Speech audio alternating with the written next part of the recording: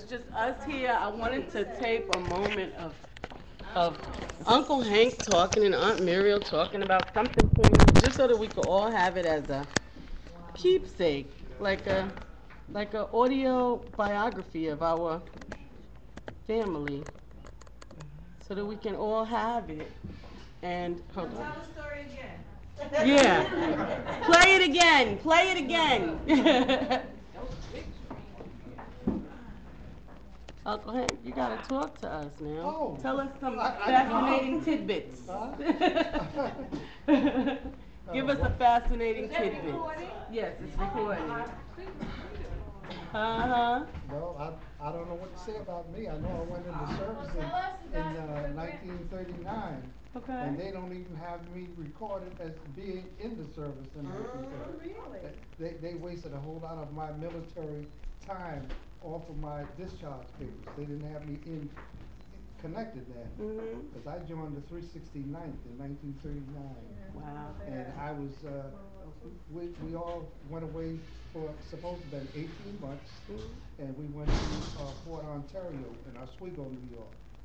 And we spent just about 18 months up there.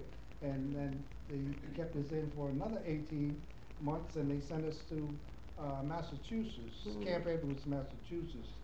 And we were up there when the war broke out, when they bombed Pearl Harbor. And right away they started getting us ready, for combat. And that's when we had changed from, what the heck were we infantry, and went to artillery. We were coast artillery. And the 2nd Battalion changed from being the 2nd Battalion of 369th. They changed us to 870th Battalion. Small anti-aircraft weapons. And the 1st Battalion was the big guns. And the Searchlight Battalion was like Battery A was the Searchlight Battalion, but we all still traveled together. Wow. And they shipped us right out of, when we left Camp Edwards, they put us on a troop train and shipped us out to California. And we had to stay on the train all the way from New York to California. They uncoupled the cars and whatnot and put them on other locomotives and whatever, and got us all the way to California.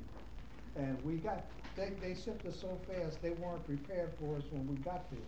Oh, wow. And if anybody know about California, Griffiths Park, it's a big park in California called Griffiths Park. And we had to camp there. We had pitch tents and camp at Griffiths Park.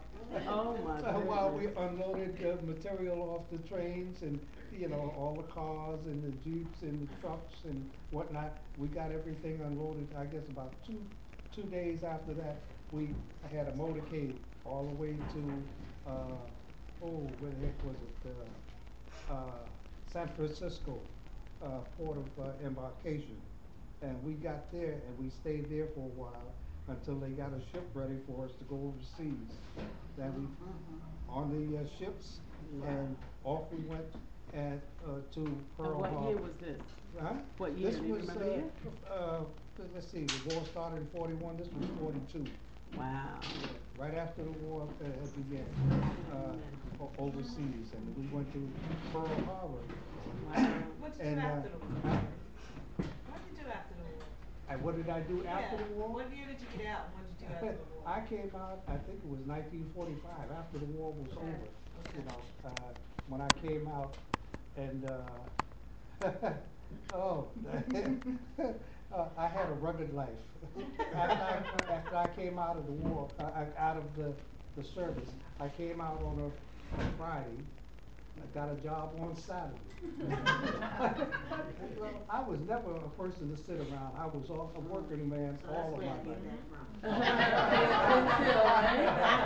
Well, I mean, it wasn't a big job. I was working, I got that job at Saks Fifth Avenue. Oh, wow. This was October. Mine's grandma. End of October 45. Okay, you can answer it. What Yeah. It's on. And Hello? I worked there for a while. Yeah. They were preparing for the Christmas holidays. And right after the holidays passed, they let me go. And I come home, and okay, this is about the longest time I was out of work. I guess it wasn't even a week. Oh my goodness. It was a few days, and I went home, and a friend that lived across the street, nice tall gentleman, I guess maybe about this fellow's height, is standing in the doorway there, and you see little short me. It says, he was going down to the Pullman company. They were hiring Pullman porters. He says, come on, go with me. So I said, okay. And I went down with him, and I got a job, and he didn't. Oh, boy. I became a Pullman porter. Hank, who was the guy? Huh? Who was the guy that lived across the street? Walter Griffin. Oh, nice. I remember Yeah. him. Yeah. Wow. Oh my goodness. Yeah, so I got a job as a Pullman porter. They told me to come back the next day or whatever, you know, because we had to go in the office and be interviewed or whatever. And they told me, you got anybody outside waiting for you? I said, yeah. He says, when you go out, don't talk to them, go right on downstairs. Oh, Yeah. Because they didn't want me to tell them what was going on. Right. And I didn't know I was hired. Uh-huh. And he told me to come back the next day, and I came back in. He says, you're supposed to be clean shaven. I had to go down, this is at the New York Central building, downtown Manhattan, 42nd Street. So downstairs in the basement, they got everything down there anyway. Go down, and I had to get a shave, and a clean shave, and go up and take pictures. I'm a Pullman porter now, so I had to report over in the Bronx, 161st Street. By Yankee Stadium on the at other the side. Pullman yard. And I went over there, and quick training, you know, they show you what to do, how to do, and whatever. And I didn't get an assignment. I was on extra. And extra is worse than assignment. Because they keep you going, you're steadily going. Now, here I am, I just came out of the service, 42 months overseas. I just come out of service, away from home. When I came back home, what was home? Just the girls. My brother, the one next to me. Aunt Muriel. My brother, yeah. Well, that was one of the girls that was. And his hired. sister. Aunt, sister, and Mickey.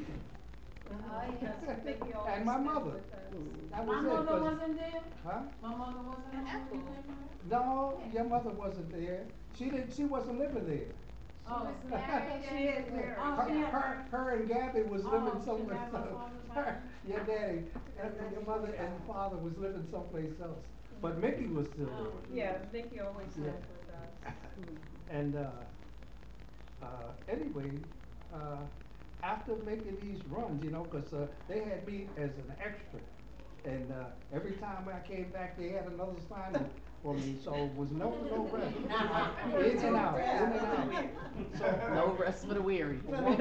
one trip I went to, I had some longshoremen came into New York, and their ship was quarantined, so they had to get back to California. So they had rented a car. Okay, they gave me this car all the way to San Francisco, and I took them all the way back. Nice tips and everything, but the tips don't last you if you get someplace and you have to stay there. That money just disappears. Oh, right. But it was a nice trip. But the thing is, when I was down there, I realized that I come out of the service after doing 42